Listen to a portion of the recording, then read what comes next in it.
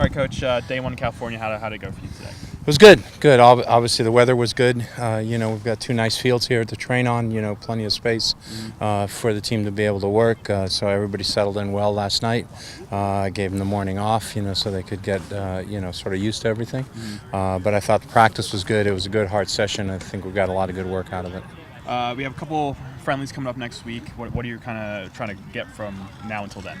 Well, what I'm trying to get is just continue to work with the team, continue to work on our shape, on our spacing, our ability to connect passes with each other, look at groups that fit well together, play well together, and continuing to evaluate new players, guys. Where do they fit in on the team? Who's making jumps? Who can jump over somebody into the lineup? Who's worthy of more minutes? That's all going to show itself at the end of the day. No matter what you do at practice, you got to get it done in the 11v11 games.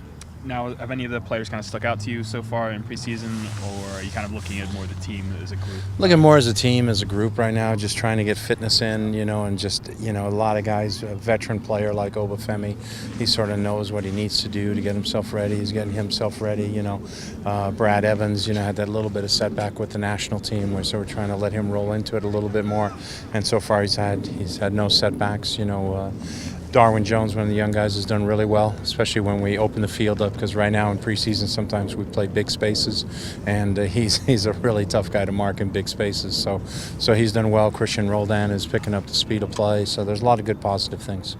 And your staff has kind of changed a little bit this year coming in. How's that? Seen that come together over the last week or so with the team? Well, it's good. Ezra was very deserving to become the coach of S2. He's put in a lot of good years. We have good history with each other, and I think that's going to be fantastic for that team and for the continued growth and development of our players. Bringing Ante Razov in, obviously I've known Ante for a long time, having coached him and recruited him to UCLA. But he brings a different perspective. He's a guy who's played forward in this league, and I think it's always good to have a couple of players on your staff who are not that far removed from playing.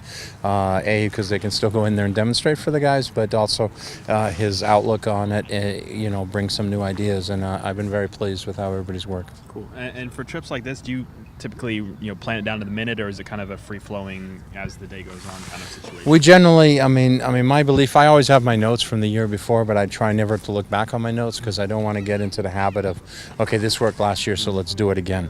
We sort of know what worked last year. We know what changes we made last year, and we thought these were positives about it that we wanted to hold on to and make sure we did the right amount of running, get the right amount of yardage in, et cetera, et cetera. So those things are there. But we usually try and plan out like 3 days at a time. We have a plan for like 5-6 days, but we sort of plan out 3-4 practices, and then we'll sit there and then we'll reevaluate, and so we can make adjustments, so we can adapt to how the team's doing, how the team's feeling. Cool. And you think we'll get a little bit of sun tomorrow? I think we'll get some sun tomorrow. Yeah, the clouds will go away. Awesome.